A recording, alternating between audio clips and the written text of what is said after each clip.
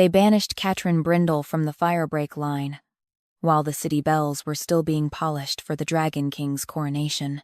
That was how little her work had meant. Not enough for a trial. Not enough for a closed chamber.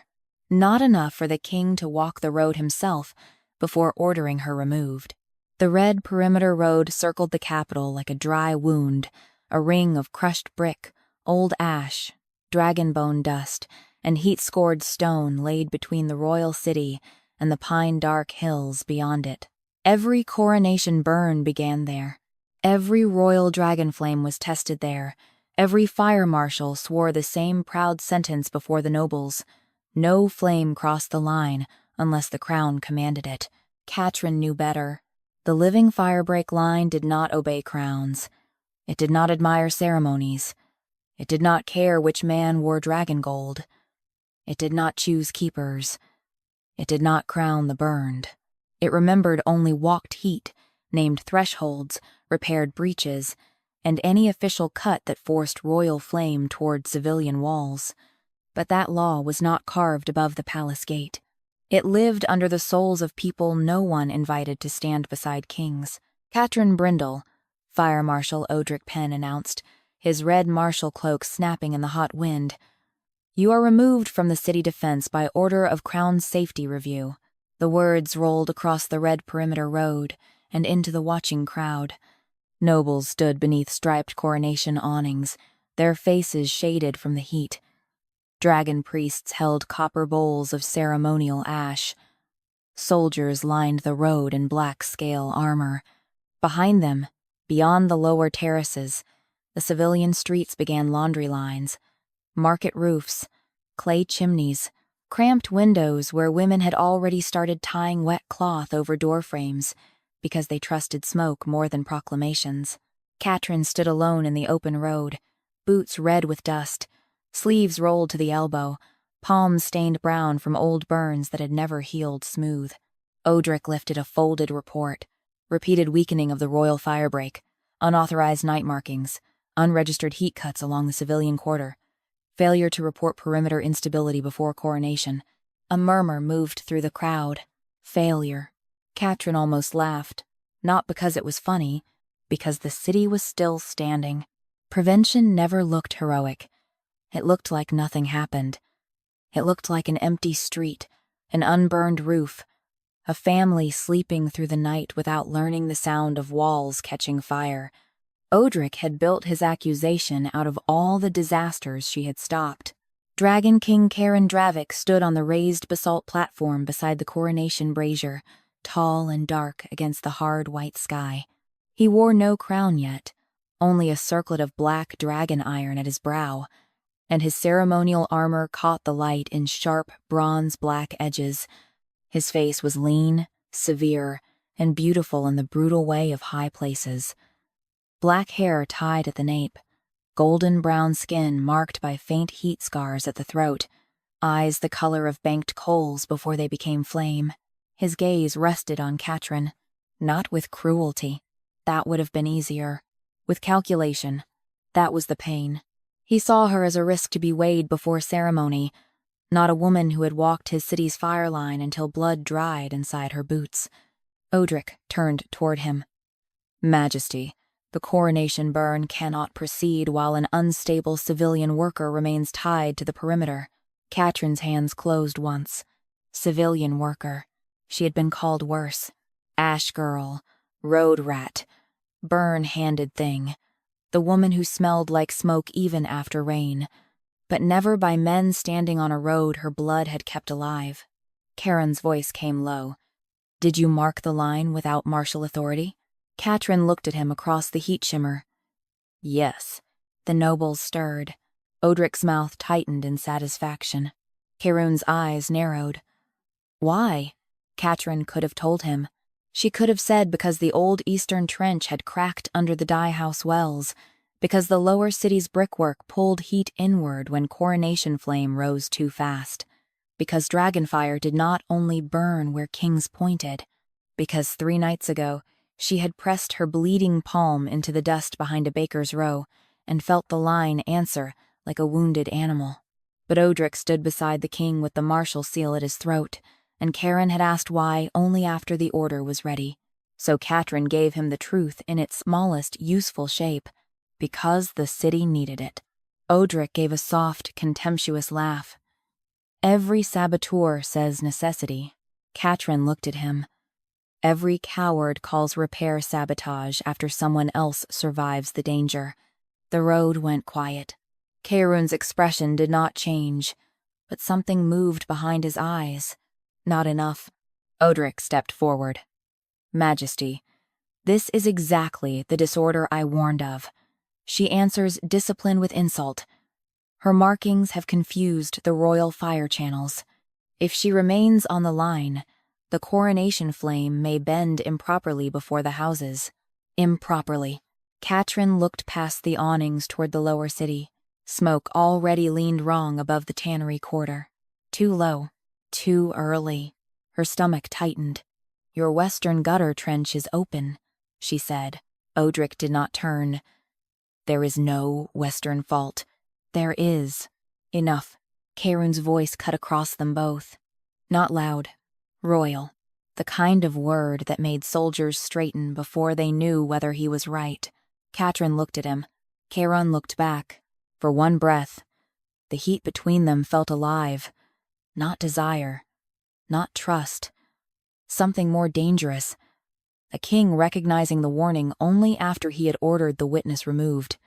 Then he lifted his hand. Remove her from the red perimeter road.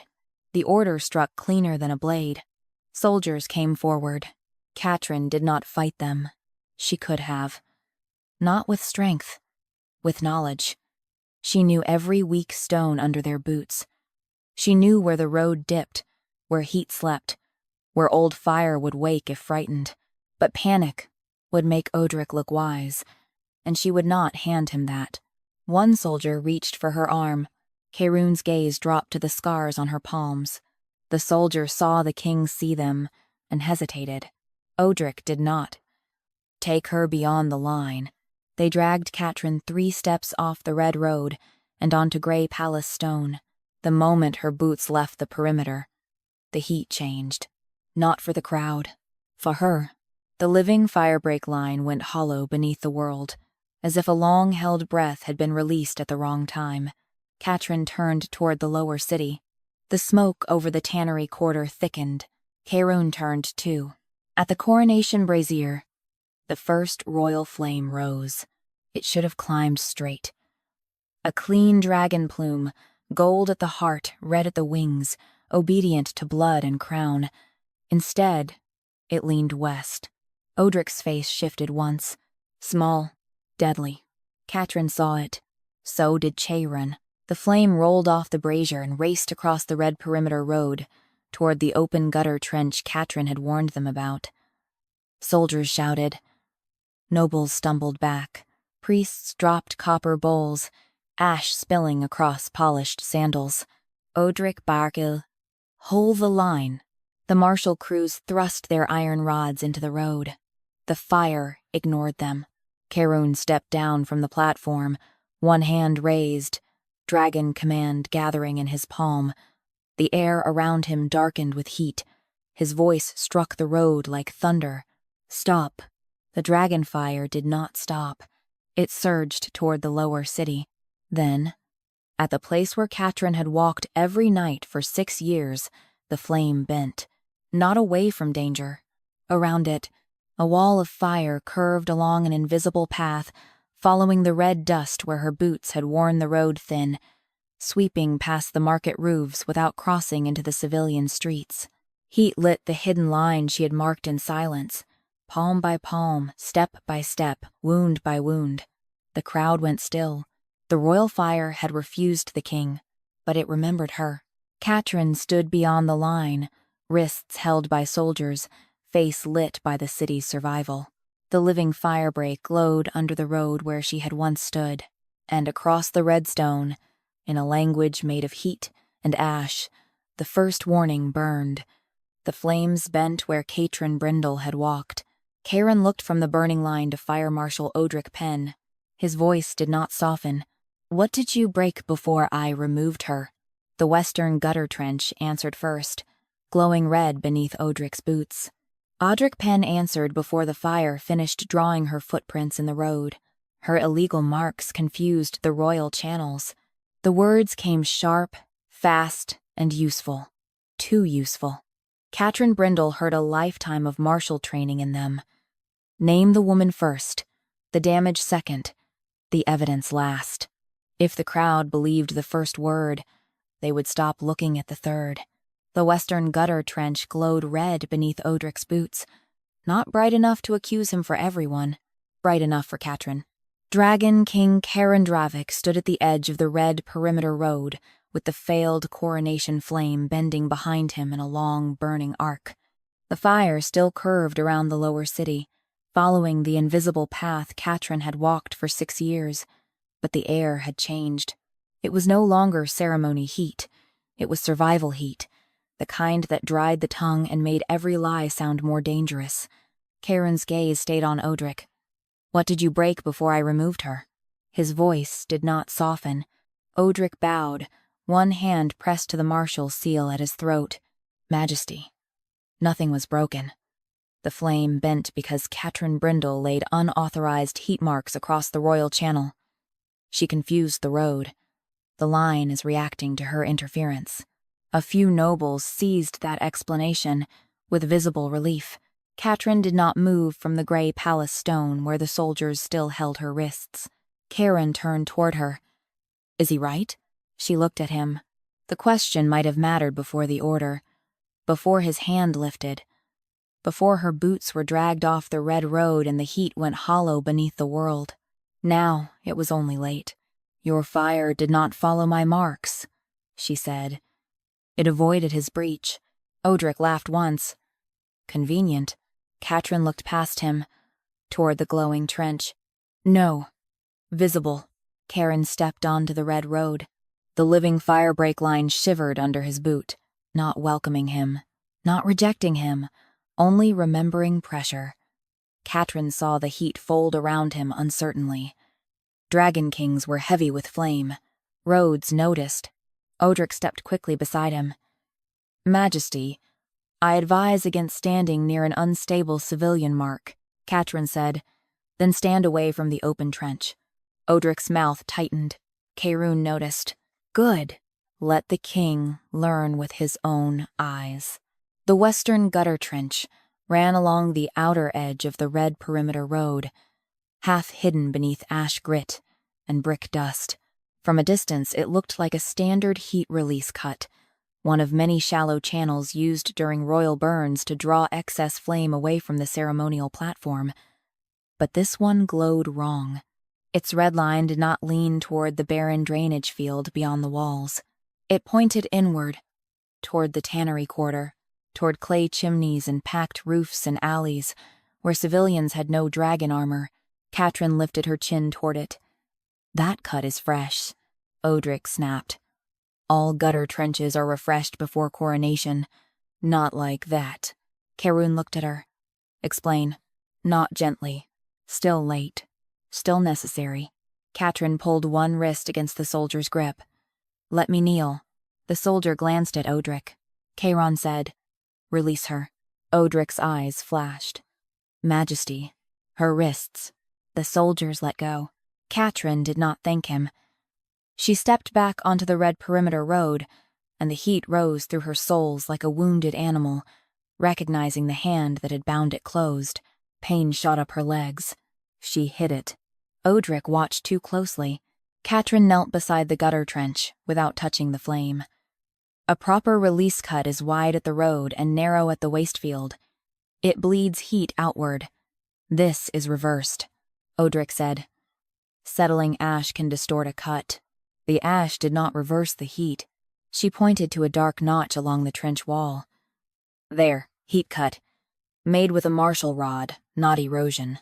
Caerun crouched beside her. Too close. The heat between them tightened again, but Catrin kept her eyes on the road. A king kneeling near proof did not undo a king ordering removal before proof. "What marks a martial rod?" he asked. "The scar is square at the base." She pointed again. Worker hooks leave a crescent. Civilian shovels tear. A martial rod brands. Odric's voice sharpened. Many martial crews worked this road last night. Yes, Catrin said. But only one cut through a threshold mark. The lower city stirred behind the guard line. Threshold marks were not ceremonial. They were small heat names pressed into the road where civilian streets met the firebreak. Baker's Row, Dye House Wells, Tannery Quarter, East Cistern Lane. They told the living firebreak what must not be crossed first. Not palace gates, not noble awnings. Homes. Catrin brushed ash from the stone with the edge of her sleeve. A faint mark appeared beneath the red glow. 3 short lines and a curve. Tannery threshold. Split clean through. A woman beyond the soldiers covered her mouth. Odric moved fast. Threshold marks are advisory. Catrin looked up at him. Then why did you cut this one before the flame reached it? The road went quiet, except for the distant roar of the bent fire. Caerun's eyes moved from the cut threshold to the inward trench. Before? Catrin nodded. The threshold mark is sealed under last night's cooling ash. The martial rod scar cuts through it. Then the trench was dusted over. Odric spread his hands. Gutter trenches are opened before coronation to release heat safely. Catrin stood slowly. A release trench. Faces away from homes. This one points at them. No one spoke. Even the nobles under the awnings understood that much. She turned toward the lower city. The tannery quarter's bricks shone faintly, not burning, but pulling heat the way dry lungs pulled air. Civilian brick pull, she said. Old clay. Too much animal salt in the mortar. Fire loves it. If the flame entered that trench, the street would have carried it roof to roof before the priests finished calling it an accident. Odric's expression hardened. You speak as if you alone understand the city. No, Catrin said. I speak as if I walk it. Caerun looked at the red road, then at the broken threshold mark, then at the trench glowing under Odric's boots. The living firebreak line did not speak for her. It did not need to. Catrin had read gutter trench, heat cut, threshold mark, martial rod scar, and civilian brick pull. One path, one direction, one fact hidden beneath coronation ash. The flame behind them bent again, brighter now, tracing the path Catrin had once walked around the endangered quarter. Then the red road burned the sequence into ash-lit stone. Western gutter trench opened before Catrin was removed. Caerun looked from the burning sequence to the square scar cut through the tannery threshold. His voice did not soften. Who ordered a martial rod through a civilian threshold? Odric Penn looked at the square scar, as if it were only damaged stone. That was how men like him survived fire. They taught rooms to call wounds maintenance. The broken tannery threshold glowed faintly beneath the ash. Catrin Brindle had brushed aside. 3 short heat lines and a curve split through the center by a martial rod cut. The western gutter trench still burned red at Odric's boots, pointing inward toward the civilian roofs instead of outward toward the waste field. Dragon King Caerun Dravik stood over the mark, the failed coronation flame curving behind him in a distant, restless wall. His face had gone hard in the heat, bronze-black armor reflecting the red road like blood under glass. Who ordered a martial rod through a civilian threshold? His voice did not soften. Odric bowed with the patience of a man pretending the question was smaller than it was. Majesty, martial rods cut near threshold marks during coronation preparations all the time. Old lines must be cleaned, heat channels must be shaped. Civilian workers often mistake stabilization for damage. Catrin looked at the square scar, then at Odric. Stabilization closes weak places, she said. This opened one. The lower city went silent behind the soldiers. Caerun turned toward her. Show me. Not gently. Still late. Still necessary. Catrin did not thank him. She crouched beside the threshold mark again, careful not to place her burned palm on the red stone. The road knew her weight, but pain still climbed through the soles of her boots, sharp and familiar. She pointed to the cut.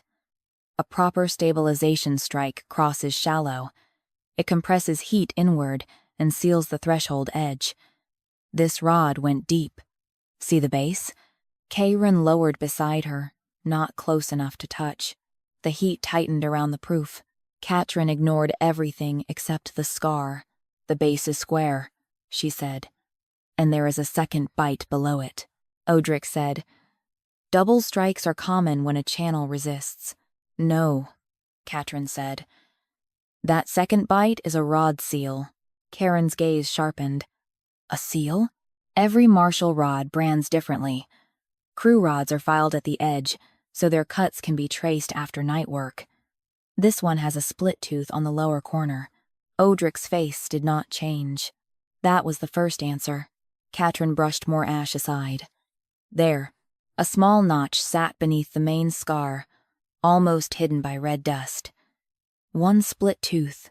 One hard, square base. Caerun looked to Odric. Whose rod? Odric spread his hands. Several rods from the western crews have old filing damage. Whose rod? Caerun repeated. Still no apology. Still no mercy. Only pressure. Odric bowed his head. It may match my command rod, Majesty, but command rods are used to mark crew orders. That does not mean I personally cut the threshold. Catrin almost smiled. Not from amusement. From the relief of seeing him step exactly where the road was waiting. No, she said, it means your order touched it. The fire marshal's eyes flicked toward her. Small, deadly. Caerun saw it. Crew roster, the king said. Odric answered too fast. The roster will show night stabilization on the western edge. Standard before royal burns. Bring it. A soldier ran to the marshal cart beneath the awnings and returned with a heat-blackened slate board strapped in copper. Not a treasury ledger. Not a payment record. A working roster. Crew marks, road segments, ash types, rod seals, heat map notches. The kind of thing nobles never read because it smelled of labor. Catrin read it before Odric could arrange it. Western crew, she said. Second night watch. Tannery edge. Odric nodded. As I said, standard stabilization. Catrin pointed to the ash mark beside the entry. Night crew ash. Caerun looked at her. Meaning? Crews dust their cuts with ash from their brazier.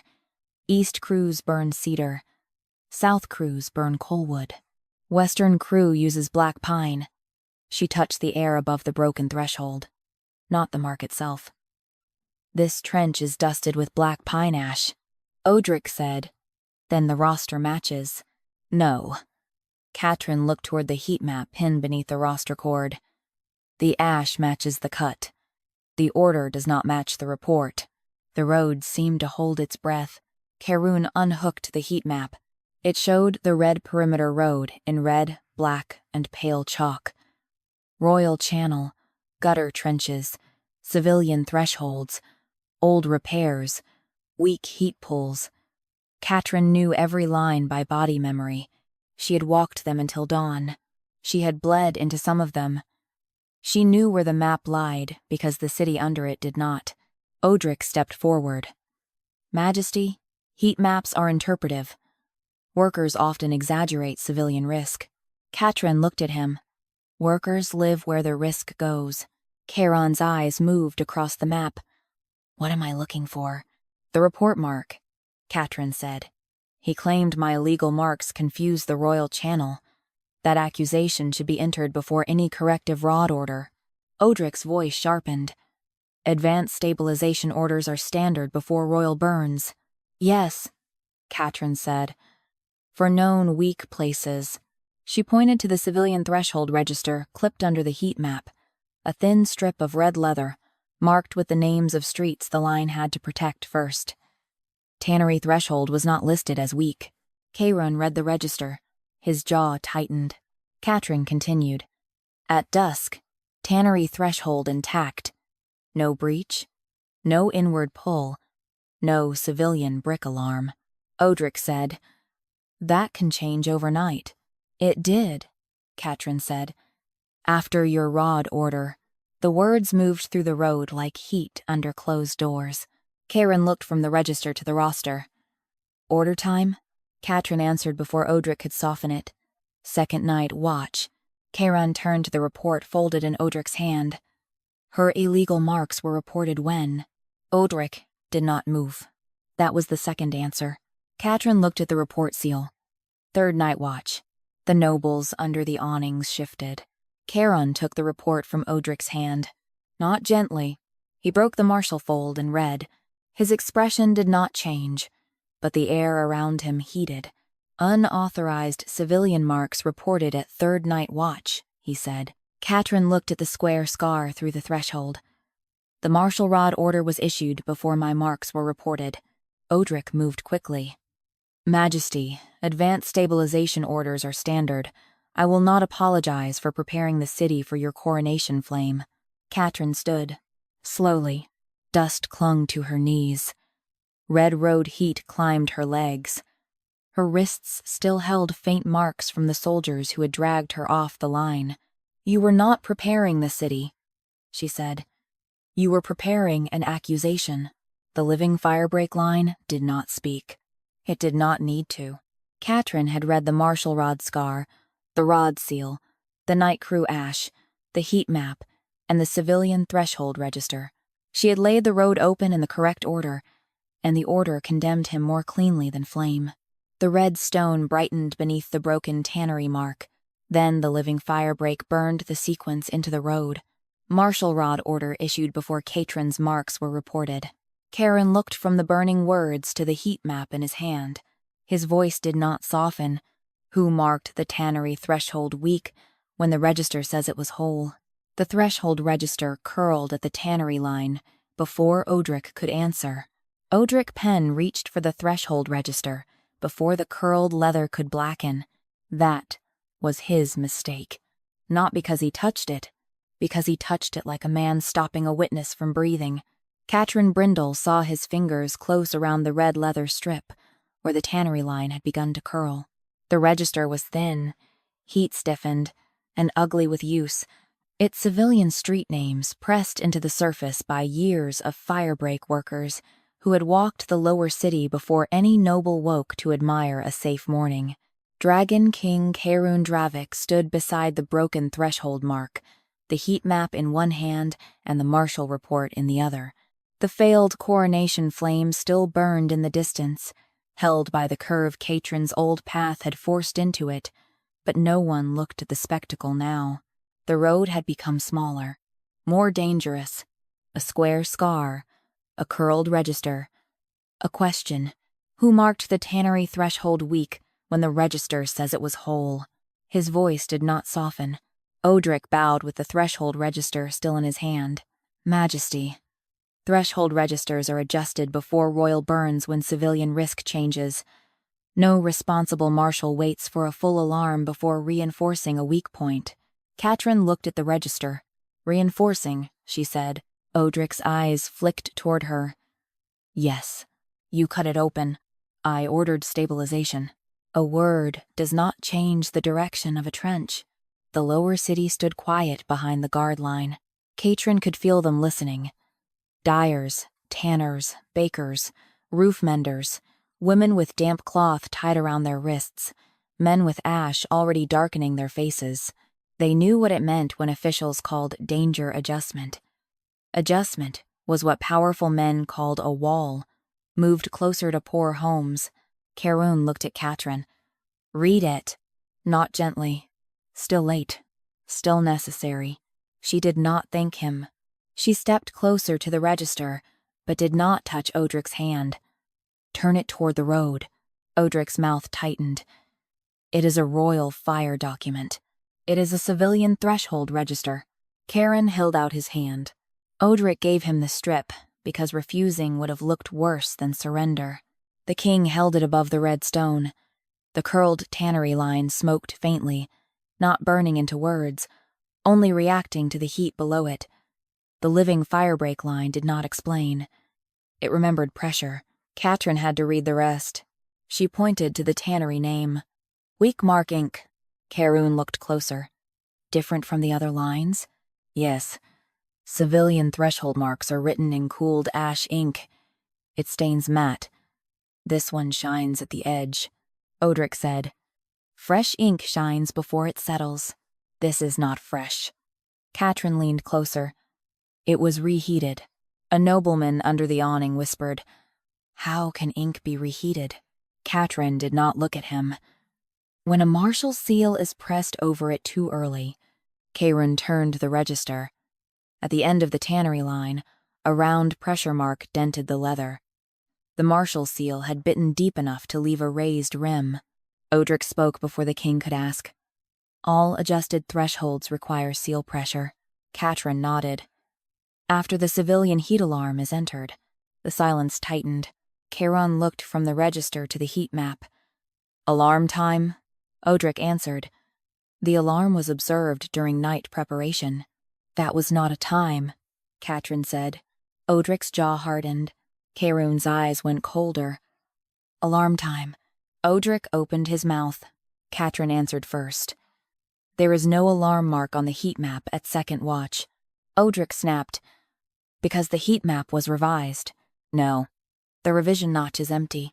She pointed to the map's lower corner, where each true update should have carried a small ash puncture beside the changed street. Tannery Quarter had a weak mark in red, but no puncture. No worker witness. No civilian bell note. No street runner ash. The heat map says weak, Catrin said. The civilian street list says whole. The register says adjusted. But the alarm that should connect them does not exist yet. Caerun looked at the civilian street list clipped beneath the map. Show me. Catrin stepped beside him, close enough to read. Far enough not to soften into nearness. The list was practical. Written by people who cared which roofs caught first. Tannery Cut. East Dye Wells. Baker's Row. South Cistern Lane. Old Rope Yard. Beside each name were alarm marks.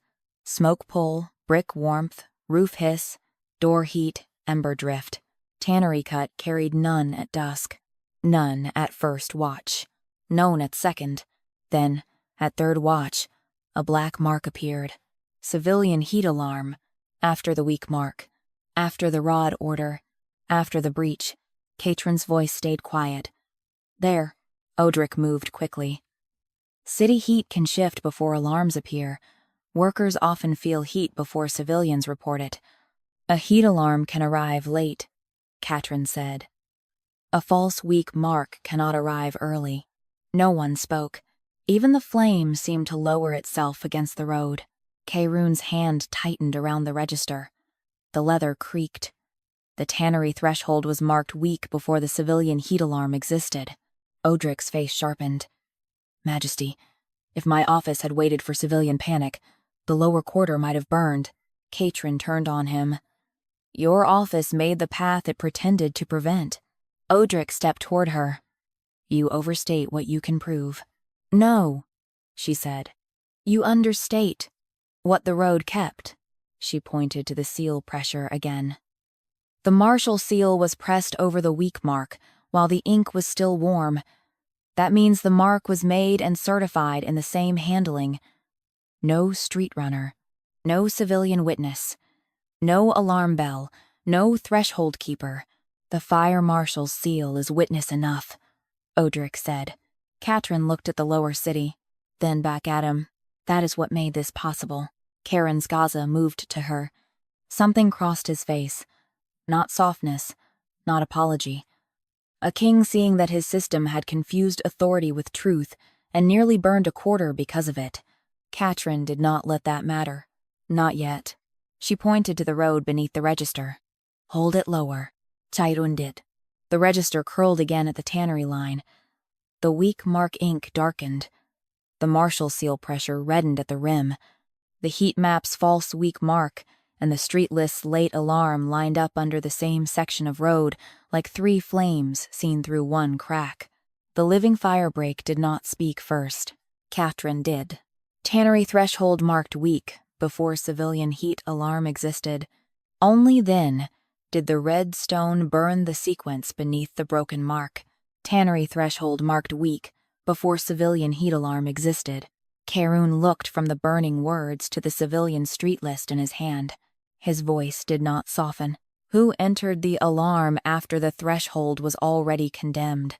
Odric Penn blamed the street runner before anyone had found one. Civilian alarms are entered from reports, he said. In heat panic, runners miss date times. They smell smoke and swear the walls were burning an hour before flame even moved. Catrin Brindle looked at him across the red road. He was not defending the alarm. He was making a civilian poor enough to blame. Dragon King Caerun Dravik held the civilian street list in one hand and the curled threshold register in the other. The line beneath them still burned with the sequence Catrin had forced into sight. Tannery threshold marked week before civilian heat alarm existed. Caerun's eyes did not leave Odric. Who entered the alarm after the threshold was already condemned? His voice did not soften. Odric bowed slightly. The entry would have been made by the alarm keeper on duty. Civilian heat alarms come through lower bell posts. My office does not invent street panic, Majesty. It records it. Catrin looked toward the tannery quarter. The roofs were still whole, still smoking lightly, still alive, because the fire had bent where she had walked. Then bring the bell post slate, she said. Odric's mouth tightened. The lower bell slates are not martial records. No, Catrin said. That is why I asked for one. Caerun turned to a soldier. Bring it. Odric lifted a hand. Majesty, bell post slates are handled by civilians. They are often smudged, incomplete, and unreliable. Catrin said, So are the people they protect. When men like you write the reports. A few lower city workers behind the guard line made a low sound. Not agreement. Recognition. The soldier returned, carrying a narrow clay slate wrapped in damp cloth.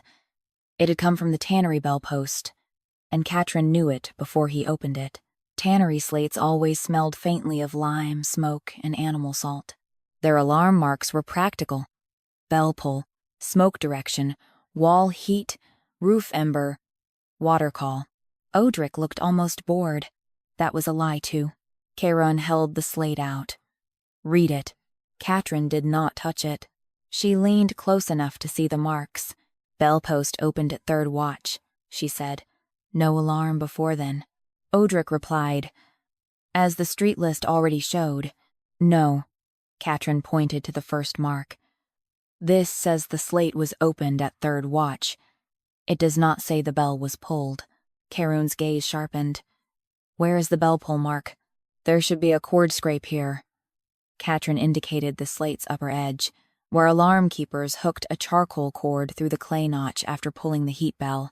If the tannery quarter reported a true heat alarm, the cord would leave soot in the groove. Caerun tilted the slate toward the light. The groove was clean. Odric said smoothly, A keeper may forget to mark the cord during panic. A keeper may forget words, Catrin said. Not the rope. She looked toward the lower city crowd. Who kept the tannery bell last night? A woman stepped forward before soldiers could stop her. Older, broad-shouldered, hands stained with tannin. Maraven. Odric's expression cooled. Civilians are not to speak into active fire review. Catrin did not look away from the woman. Did you pull the bell? Mara's eyes moved once to Caerun, then back to Catrin. No. The road went silent. Odric spoke at once. Fear confuses memory. Mara's face hardened. Smoke does not confuse my hands. Caerun turned to her. Why was there an alarm mark? Mara swallowed, but she did not lower her head. Marshal crew came with a red slip. Said the tannery line was already declared weak. Told me to open the slate, so the road record matched royal preparation. Odric stepped forward. Majesty, lower keepers often misunderstand instructions. Catrin said, Did they bring a slip? Mara reached into her apron and pulled out a folded red paper, its edge darkened by heat. I kept it because the ink smelled wrong. Catrin almost closed her eyes. Lower city people kept what nobles threw away. That was why cities survived kings. Caerun took the red slip. not gently. His face remained hard as he unfolded it.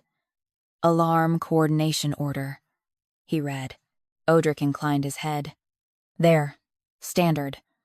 When civilian heat may rise, marshals coordinate with bell posts before panic spreads. Catrin pointed to the bottom of the slip. Seal pressure. Caerun looked.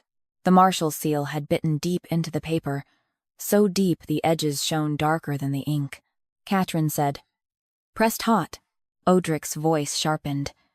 Marshal's seals are heated before emergency use, only after a bell pull.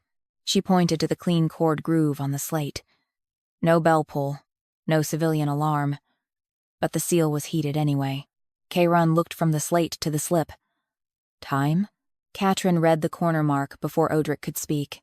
Second watch. The lower city stirred. Odric said, Coordination can precede alarm. Yes, Catrin said. But this does not coordinate. It commands. She pointed to the middle line. The words were short, official, and ugly. Open alarm entry for tannery weakness. Not report. Open. Caerun read it once. Then again, Odric's tone remained controlled. If my office anticipated danger, opening an alarm entry was prudent. Catrin turned toward the broken threshold. You anticipated the danger because your office made it. Odric's eyes narrowed. You cannot prove that. From a slip. No, she said. From sequence. She laid it out for the road. Not for him. Second watch. Marshal Rod order cuts the threshold. Second watch. Alarm coordination slip tells the bell post to open an alarm entry. Third watch. Civilian street list receives a heat alarm. Third watch. My repair marks are reported as illegal. Caerun's hand tightened around the red slip. The living firebreak line did not speak. It did not need to. Catrin had read bell slate, cord groove, street keeper witness, red slip, hot marshal seal, and command wording. The proof stood in the road before flame ever touched it. Odric said, Majesty, she is building a chain out of frightened civilians and dirty clay. Catrin looked at him. That is where fires start. Maraven lifted her chin behind the guard line. The bell post slate warmed in Caerun's hand. The clean cord groove stayed clean. The red slip curled at the seal. Only then did the red perimeter road burn the sequence beneath the tannery threshold. Civilian heat alarm opened by martial order, before any bell was pulled. Caerun looked from the burning words to the red slip in his hand. His voice did not soften. Who signed this alarm coordination order? Odric Penn did not look at the signature first. He looked at the seal. Catrin Brindle noticed because men with authority always trusted wax before handwriting. Wax impressed the room. Wax carried office, rank, procedure, the smell of legitimacy. A signature was only a hand caught in motion. Dragon King Caerun Dravik held the red alarm coordination order between two fingers, the heat-darkened edge curling toward his knuckles. Who signed this alarm coordination order? His voice did not soften. Odric bowed. Majesty, emergency slips are often signed by duty clerks under martial authority. In active fire preparation, speed matters more than ornamental handwriting. Catrin looked at the slip. No clerk signed that. Odric's eyes moved to her. Small. Deadly. Caerun turned the paper toward her. Read it. Not gently. Still late. Still necessary. Catrin stepped closer but did not take the slip from him. The paper had been cheap before heat made it brittle. Red dyed for emergency use. Folded twice. Sealed once. Carried fast. She could smell the marshal yard on it. Iron ash, horse sweat, rod oil, and the bitter sting of heated copper. It is not a clerk hand, she said. Odric gave a controlled sigh. You read road cuts now. Not handwriting. I read work. The lower city stayed silent behind the soldiers. Catrin pointed to the signature stroke. Clerks lift at the end of pen because they write names all day and save ink. This stroke drags down. A commander's habit, Someone used to signing orders on a standing board. Odric said, "Many commanders serve under my office." "Yes," Catrin said, "but only one uses a heated seal before the ink dries." Caerun's eyes dropped to the seal pressure. The martial seal had bitten through the red paper and left a raised blister around the phoenix-shaped edge. The ink of the signature feathered into that blister, not over it. Catrin continued. Seal first would sit under the ink. Ink first would smear clean under pressure. This did both. Caerun looked at her. Meaning? The paper was signed while the seal was still hot. Odric spread his hands. Emergency procedure. No, Catrin said. Impatience. A few nobles shifted beneath the awnings. Odric's mouth tightened. Majesty, I will not have a civilian worker call martial urgency a crime. Catrin looked at him. Then stop making urgency arrive before danger. The words landed harder than flame. Caerun turned the slip over. Time mark. Odric answered quickly. Second watch, as already established. Catrin said, That is the received time. Caerun looked at her. She pointed to the fold's inner crease. Dispatch time is inside. Odric's expression sharpened. Emergency slips do not always carry dispatch marks. This one does. The paper had curled enough from road heat that the inner fold showed a faint line of black dust. Catrin leaned in. There. Yard ash pressed into wet dye. Caerun opened the fold carefully. A mark appeared near the crease. One dark slash. Then a small burned dot. First watch, Catrin said. Odric stepped forward. Impossible. The alarm coordination was not sent until second watch. The received edge says second watch, Catrin said. The dispatch fold says first. The red perimeter road seemed to quiet under her boots. Caerun's face did not move, but heat deepened around his shoulders. First watch. Odric bowed again, lower this time. Majesty, dispatch marks can be old. Slips are stacked in the martial yard before use. Catrin looked at the paper. Blank slips do not carry route ash. Odric stopped. They're small, deadly. Caerun saw it. Route ash, the king said. Catrin pointed to the lower edge. Bell runners dust their fingers with post ash, so dispatch boards know which road they crossed. Tannery bell post uses lime ash. This edge has lime ash under the martial seal stain, Odric said. Because it reached the tannery post. No, under the seal stain. She lifted her burned hand, keeping it above the slip, not touching. The runner handled it before the seal cooled. That means it left the martial yard immediately after signing. Caerun looked at Odric. At first watch. Odric's answer came too smooth. Advance coordination. Catrin shook her head once. Not if the Western crew had not left the yard. The martial yard roster still lay on the road near the heat map, copper straps catching red light. She stepped toward it and pointed to the crew departure line. Western crew released at second watch. Odric snapped. Crews prepare before departure. Then why did the alarm slip leave before the crew assigned to find the danger? No one answered. Even the coronation flame seemed to lean away from the question. Caerun picked up the roster. Western crew released at second watch, he read. Then he looked at the slip again. Alarm order dispatched at first. Odric's tone hardened. Majesty, the marshal office anticipated instability. That is our duty. Catrin looked toward the tannery roofs.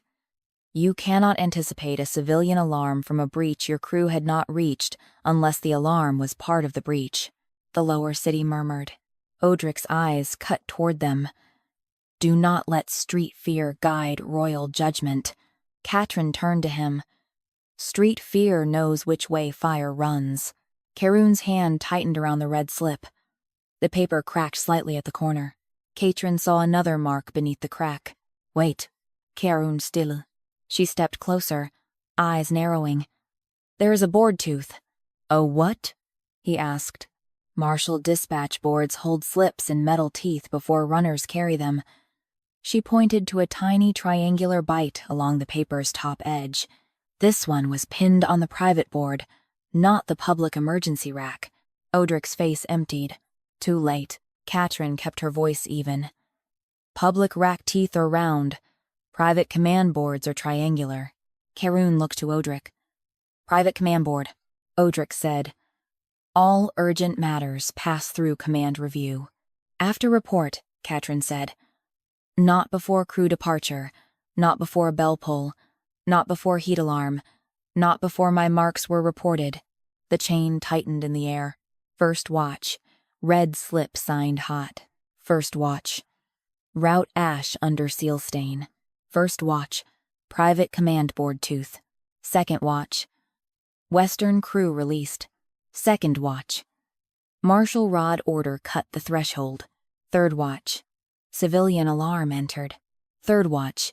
Catrin's repair marks reported. Odric moved quickly. Majesty, she is arranging ordinary preparation into accusation. No, Catrin said. I am putting fire back in the order it traveled. The living firebreak line did not speak for her. It did not need to. The red slip darkened in Caerun's hand. The dispatch fold glowed. The private board tooth burned like a small coal along the edge. The crew roster warmed beside it. Only then did the red perimeter road burn the sequence beneath the old ash. Alarm order signed before Western crew left the marshal yard. Caerun looked from the burning words to the triangular board tooth on the slip. His voice did not soften. Why was a civilian alarm prepared before any crew reached the trench? Odric Penn smiled, as if the word prepared had saved him. Majesty, he said. Civilian alarms are prepared before every royal burn. That is not sabotage. That is caution. Catrin Brindle looked at the red slip in Dragon King Caerun Dravik's hand. Caution, another clean word, dragged over dirty heat. The red perimeter road still glowed around them. The failed coronation flame held in a long curve beyond the lower city. The tannery threshold lay split. The western gutter trench pointed inward. The red alarm order had already betrayed its dispatch fold, route ash, private command board tooth, and first watch timing. Alarm order signed before western crew left the marshal yard. Caerun looked at Odric. Why was a civilian alarm prepared before any crew reached the trench? His voice did not soften. Odric bowed. Because coronation fire is dangerous by nature. A prepared alarm saves lives if a channel shifts unexpectedly. Catrin's eyes stayed on the slip. Then it should have gone to the bell post. It did. No, she said. It went through the marshal yard first. Odric's mouth tightened. All alarms pass through marshal oversight, not civilian alarms. The lower city workers behind the guard line shifted. They knew that rule. Everyone who lived close enough to burn knew it. Civilian bells belonged to civilian hands because fire did not wait for palace permission. Caerun turned toward her. Explain.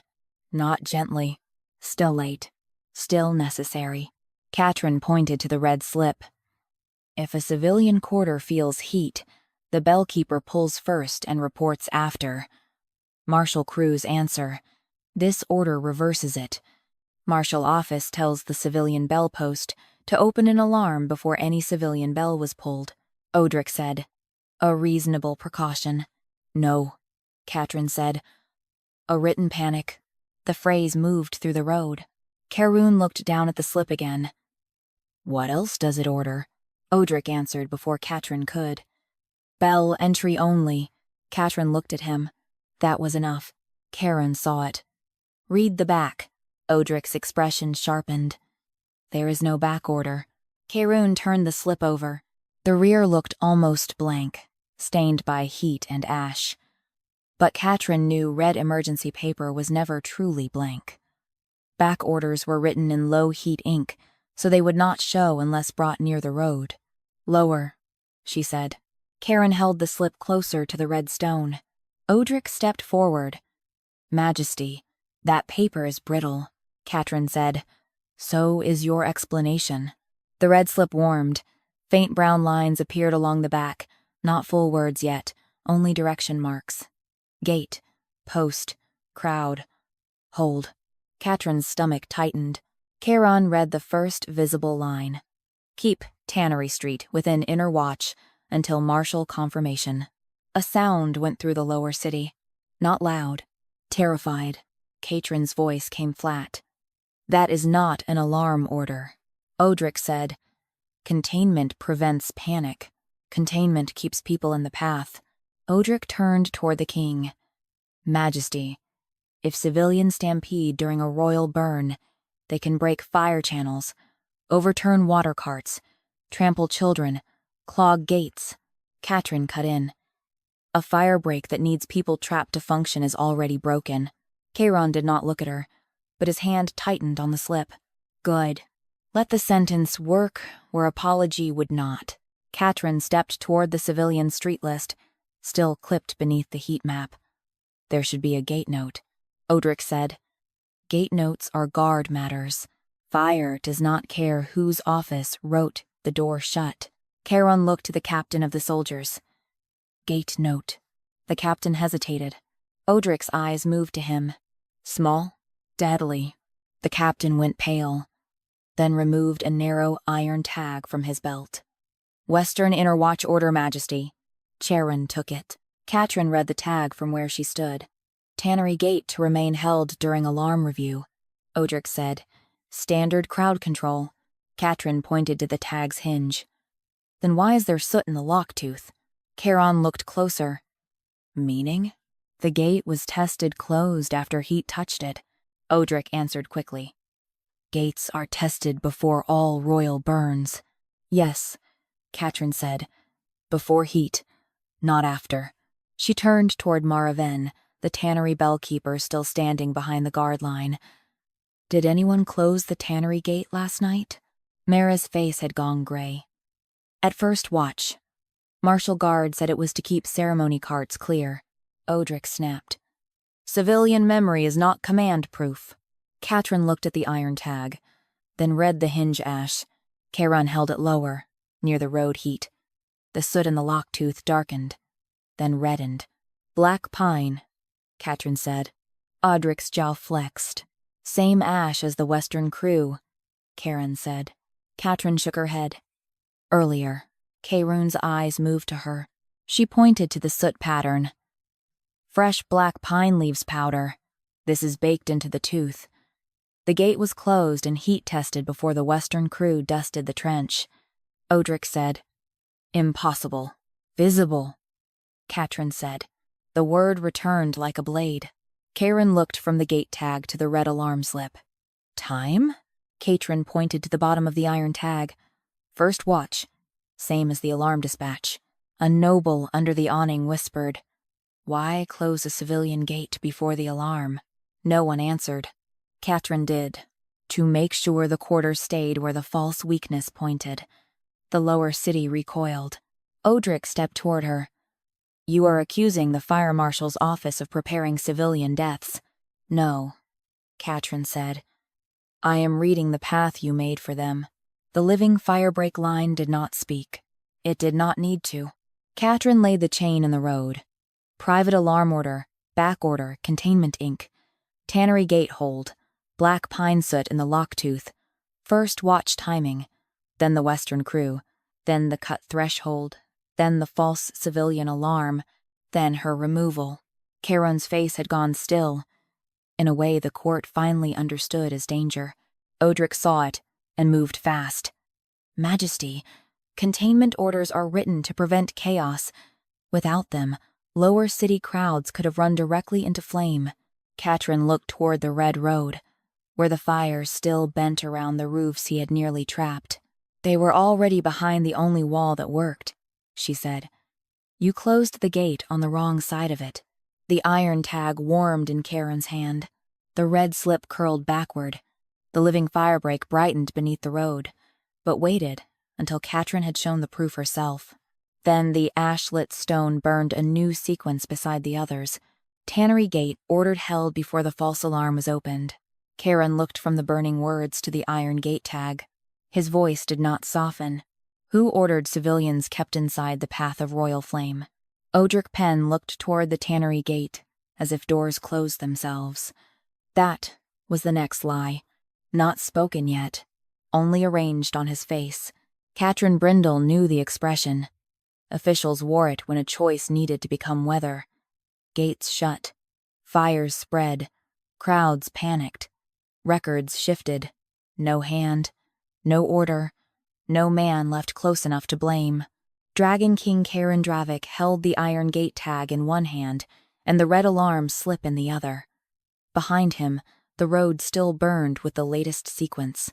Tannery gate ordered, held before the false alarm was opened. His gaze stayed on Odric, who ordered civilians kept inside the path of royal flame. His voice did not soften. Odric bowed. Majesty, no one ordered civilians into danger. Inner watchholds are standard during royal burns. A gate may be sealed briefly to prevent stampede, cart collision, and uncontrolled movement across heat channels. Catrin looked at the tannery roofs. Across heat channels, she said. Odric's eyes cut to her. Yes, the gate opens away from the channel. The road quieted. Even Caerun turned to the gate line on the heat map. Catrin stepped closer, dust and old heat clinging to her skirt. Tannery gate does not open onto the red perimeter road. It opens into Cistern Lane. If people ran, they would run away from the trench. Odric said, "In panic, civilians run anywhere." "No," Catrin said. "People who live with fire know where water is." A low murmur moved through the lower city crowd. They knew. They had always known. Caerun looked at the heat map. "Show me." Catrin pointed to the thin blue chalk line drawn behind the tannery quarter. "Cistern Lane. Water carts gather there during burns. Civilian evacuation route." Odric answered quickly. The evacuation lane was under review. Catrin did not look at him. "Then bring the water." "Cart slate."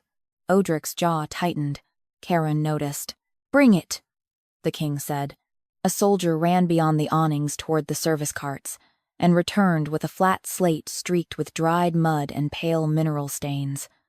Unlike martial rosters, it had no copper straps and no ceremonial marks. Just route strokes, wheel counts, cistern levels, driver names, and chalk notches rubbed by hands that moved water because fire did not wait for titles. Catrin read it before the soldier fully set it down.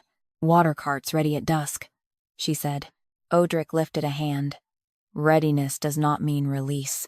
"No, this does." She pointed to a blue notch beside Tannery Gate. "Gateside water team assigned. 2 carts, 4 barrels each. Cistern Lane open." Caerun looked at the slate. "Time?" "Dusk," Odric said. "Conditions changed after dusk." Catrin pointed to the next line. "First watch." Water carts recalled. The lower city went still. Caerun's eyes sharpened. "Recalled by whom?" Odric bowed. "Martial coordination. If a gate is held, carts must be repositioned to prevent obstruction." Catrin looked at him. The carts were recalled before the gate hold. Odric's mouth closed. A small thing. A deadly thing. Caerun looked at the iron tag. "Gate hold time?" "First watch," Catrin said. "Late first." She pointed to the water slate. "Cart recall. Early first." Odric moved quickly. "Times on civilian slates are approximate. Wheel chalk is not." She pointed to the side of the slate where 2 curved blue smears had been pressed beside the recall line. Drivers chalk their wheels when they leave position. Fresh chalk flakes.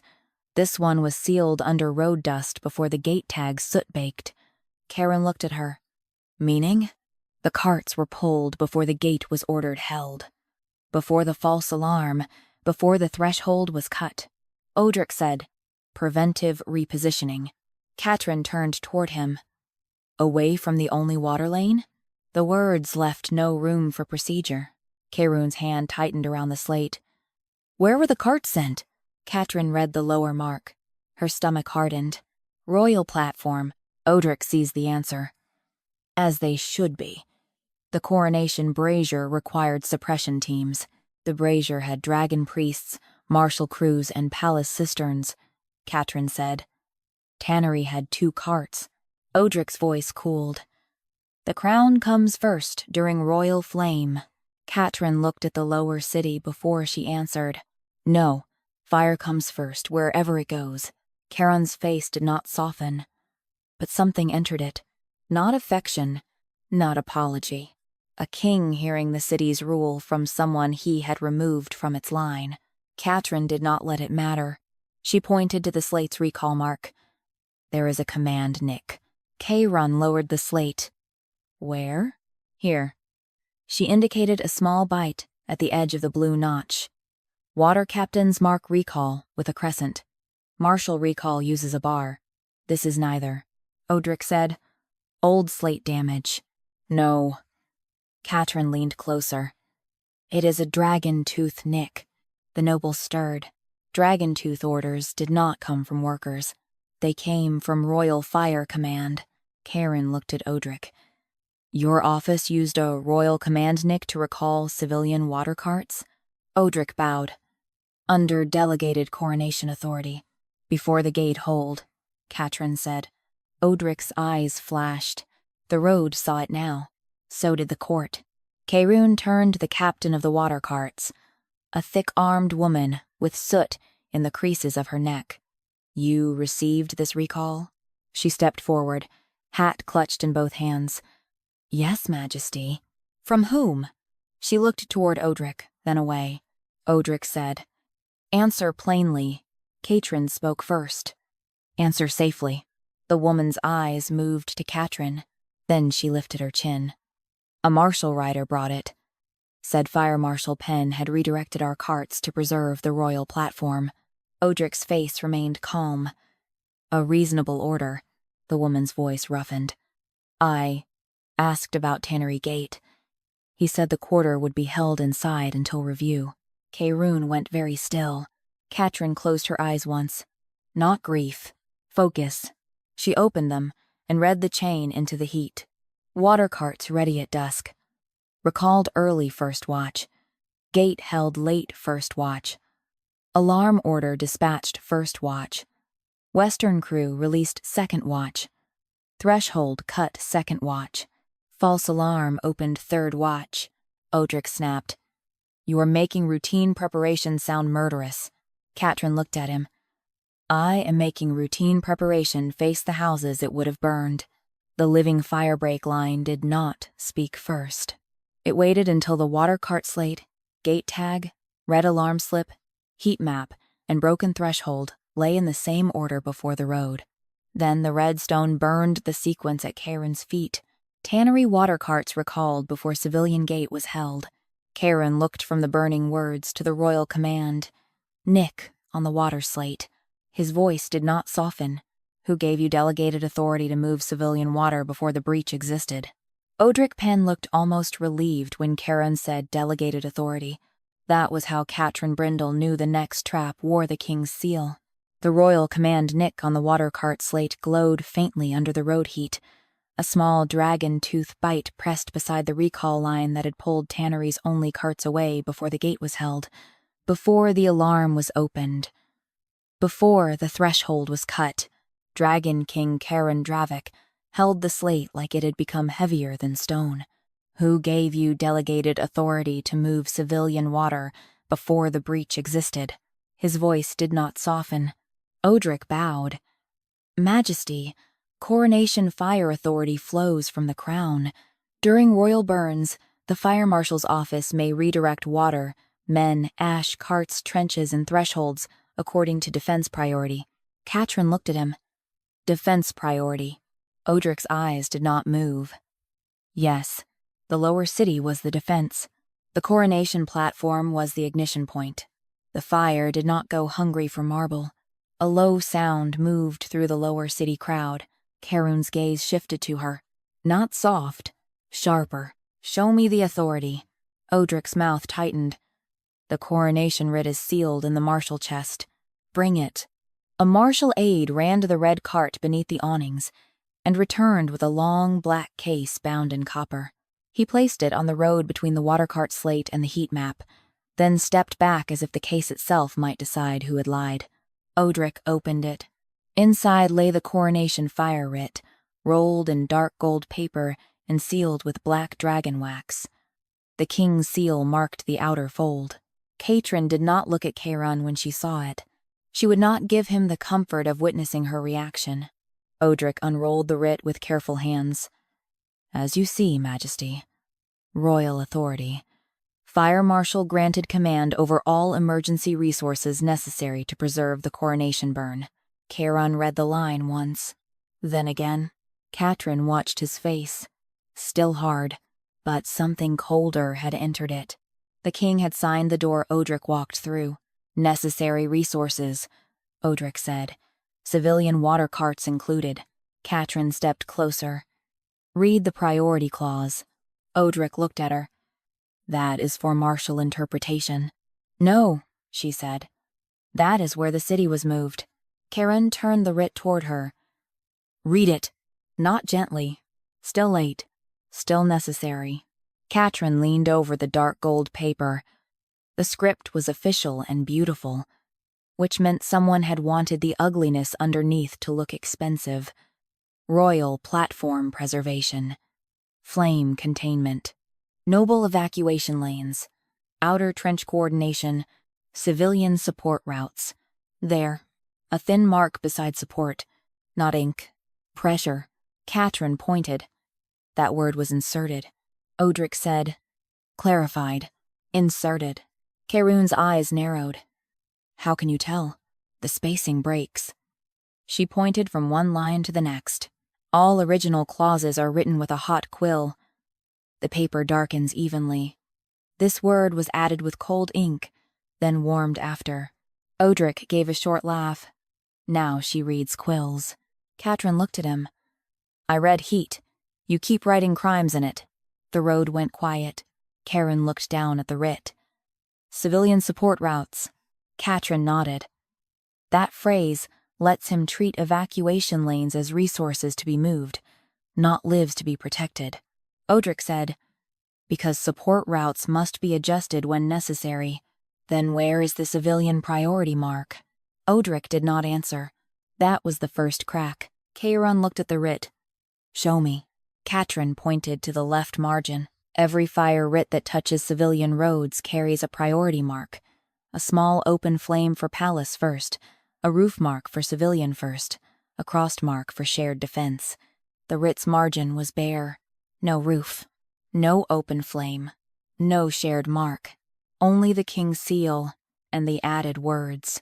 Odric spoke quickly. The coronation writ concerns a royal burn. Palace priority is assumed. Catrin looked toward the tannery quarter. Fire assumes nothing. It goes where the path is made. Caerun's hand tightened around the paper. Who drafted the final clause? Odric bowed. My office prepared a safety edition for your seal, Majesty. A safety edition, Catrin said. Yes. You used the king's seal to move the city below the platform. Odric's face hardened. I used the king's seal to protect the crown.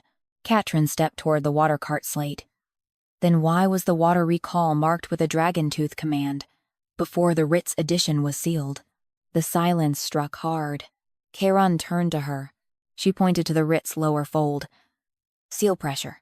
Then to the water slate. Command Nick. Then to the gate tag. Hold order. Then the red alarm slip. False alarm. One path, she said. The command Nick was used on the water slate before this safety edition finished cooling. Odric snapped. Impossible. No? Catrin's voice stayed flat. Visible. Caerun lowered the writ toward the redstone. The black dragon wax warmed. The added words shone at the edges.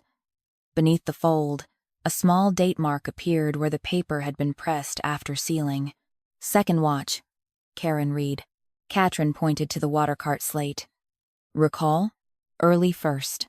So the civilian water was moved before the writ gave him authority to move it. Odric moved fast. Authority was understood before the formal seal. Every coronation requires practical action before paperwork catches up. Catrin looked at him. Practical action did not catch up. It went ahead and waited for permission to be written after. The lower city absorbed the sentence, like heat entering brick. Caerun's face had gone very still. Catrin continued, before anyone could turn stillness into drama. The water carts were recalled early first watch. The gate was held late first watch. The alarm slip was dispatched first watch. The Western crew left second watch. The threshold was cut second watch. The writ edition cooled at second watch after the path was already made. Odric's voice lowered. Majesty, she is accusing your fire authority now. No, Catrin said. I am accusing the man who used it before it existed. The living firebreak line did not speak first. It waited until the coronation writ, the water cart slate, the gate tag, the alarm slip, and the broken threshold all lay in their true order before the red road. Then the stone burned a new sequence beneath the royal writ. Royal fire authority used before the delegation clause was sealed. Caerun looked from the burning words to the added phrase on the coronation writ. His voice did not soften. Who carried this clause to my seal after the water carts were already gone? The coronation scribe dropped his stylus before Odric Penn could answer. That sound did what flame had not. It made the court look away from the fire marshal. The young scribe stood beneath the friend-stained black from seal soot, his face gone bloodless. He stared at the coronation writ in Dragon King Caerun Dravik's hand, as if the dark gold paper had become a noose. Caerun did not move. Come here. His voice did not soften. The scribe obeyed, because fear gave him no better skill. He crossed the red perimeter road on shaking legs and stopped beside the water cart slate, the iron gate tag, the red alarm order, the broken threshold register, the heat map, and the square scar through the tannery mark. All of Odric's clean words lay surrounded by dirty proof. Caerun held up the writ. Who carried this clause to my seal after the water carts were already gone? Odric stepped forward. Majesty, scribes do not understand fire authority. They carry papers. They do not interpret command. Catrin Brindle looked at the scribe's hands. He had not been frightened by the question. He had been frightened by the order of the evidence. Show your right cuff, she said. Odric's head turned toward her. This is absurd. Caerun looked at the scribe. Show it. The scribe lifted his sleeve. A smear of black pine ash marked the cuff seam. The lower city stirred. Catrin pointed to it. Western crew ash. The scribe swallowed. I carried the clause through the marshal yard, Odric said, as instructed by general preparation protocol. Catrin did not look at him. Who gave it to you? The scribe's lips trembled. Odric's voice sharpened. Answer only the king. Caerun's eyes stayed on the boy. Answer the road. The scribe looked down at the burning sequence beneath the writ. Then he whispered, Fire Marshal Penn. The court exhaled. Odric did not confess. Men like him never did. They simply moved into the next room of denial. I gave a safety addition to a scribe, he said. That is not sabotage. That is administration. Catrin stepped toward the writ. Then, why was it warmed twice? Odric went still. Caerun turned the writ lower toward the road heat. The added phrase, civilian support routes, darkened again, but beneath it another mark began to surface. Not words. A scrape. Thin and deliberate. Catrin's voice went quiet. There was a line under it. Caerun looked closer. The original clause showed through the heat like a drowned thing rising beneath ice. Civilian thresholds first. No one spoke. Not the nobles. Not the soldiers. Not the priests with their spilled copper bowls. Catrin read it aloud, because the lower city deserved to hear what had been stolen before fire reached them. Civilian thresholds first. The words moved through the crowd and struck harder than accusation. Odric's face tightened. That was an early draft. No, Catrin said. That was the safety clause. Caerun's hand closed around the writ until the paper cracked. Heat rolled from him, dark and controlled. You changed civilian thresholds first into civilian support routes. Odric bowed, but his eyes had gone cold. I preserved the coronation platform from disorder. You moved water away from homes, Catrin said. You held a gate closed. You opened a false alarm. You cut a civilian threshold. Then you reported my repair marks as the danger. Odric turned on her. Because you had made yourself necessary. Catrin stared at him. There it was. Not confession. Wound. The real shape under the procedure. Odric's voice hardened, as if pride could still save him. A city cannot depend on a burn-handed roadwoman walking dirt in the dark. It needs command. It needs visible authority. It needs a marshal whose office the crown cannot ignore. Catrin looked past him to the tannery roofs. The fire still bent there, but the curve was thinning. The living firebreak had held long enough to expose the path. It would not hold forever on memory alone. Catrin turned to Caerun. Name the priority. He looked at her. For the first time, he did not ask what she meant. He understood. Still, she made him say it. Not the platform, she said. Not the awnings. Not your coronation flame. Name what the line protects first. Caerun looked at the lower city. At Mara Ven. At the water captain. At the tannery workers with smoke on their faces. Then he faced the road and spoke in a voice that carried beyond the royal platform. Civilian thresholds first. The red perimeter road shuddered. Catrin held up one burned hand before anyone could mistake that for enough. Again. As law. Caerun's jaw tightened. Good. Let him feel the cost of correction in public. As law, he said. From this hour, all royal firebreak authority answers first to civilian thresholds. No martial order may cut, close, redirect, or reclassify a civilian protection mark without a street witness and a firebreak keeper present. Odric snapped. Majesty? Caerun turned on him. You are stripped of command. The words fell clean. Odric's martial seal heated at his throat. He grabbed it too late.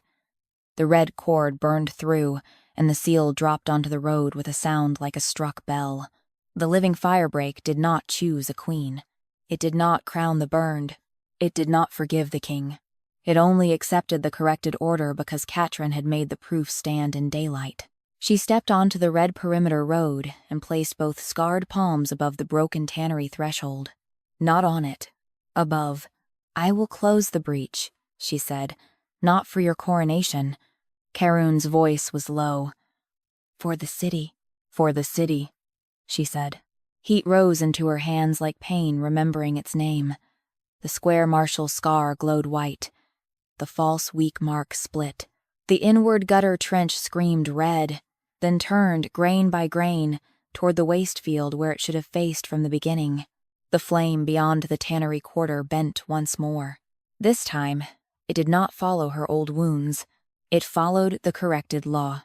Water carts rolled back into Cistern Lane. The tannery gate opened.